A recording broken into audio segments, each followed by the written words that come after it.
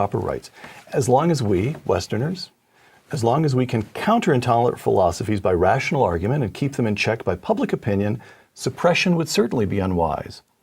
But we should claim the right to suppress them if necessary, even by force. Yeah.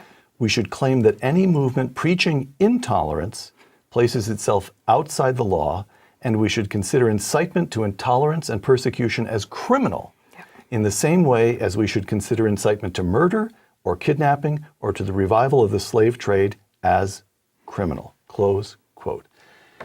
So here you have this paradox that in order to sustain a tolerant society, you need to draw very sharp lines around it and say this inside, as much tolerance as we can manage, but there are lines, and outside we claim the right to suppress the intolerant. And again, I'm glad you mentioned 1945, 1947. We're just coming out of the Second World War. Yes. In the West, we've just been confronted with an ideology that was impossible to compromise with. Yes. And if you remember the early days, the conversations between Chamberlain and Churchill, Chamberlain thought that he could talk some sense into Hitler. Yes. He thought he could negotiate. He thought peace in our time. Peace in our times. Appeasement would work. So that was the softening of the language. That was the softening of the attitude toward, you see this evil.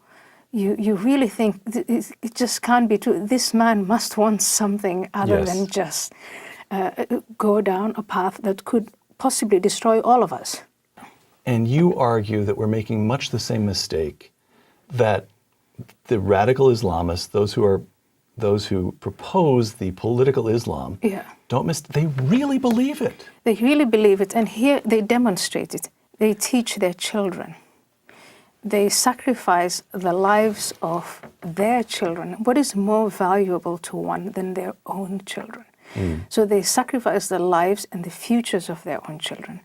They sacrifice their own careers. There are men, the big famous example is Bin Laden, but he's not the only one, who were born into privilege, financial privilege, in that context, clan and tribal privilege. Their families are well respected and honored, they're princes. And they set all that aside. They go to some hellhole in Afghanistan, and they start promoting these ideas with absolutely everything that they have, everything in them. I can't think of a better illustration, a better demonstration of conviction than that kind of conviction.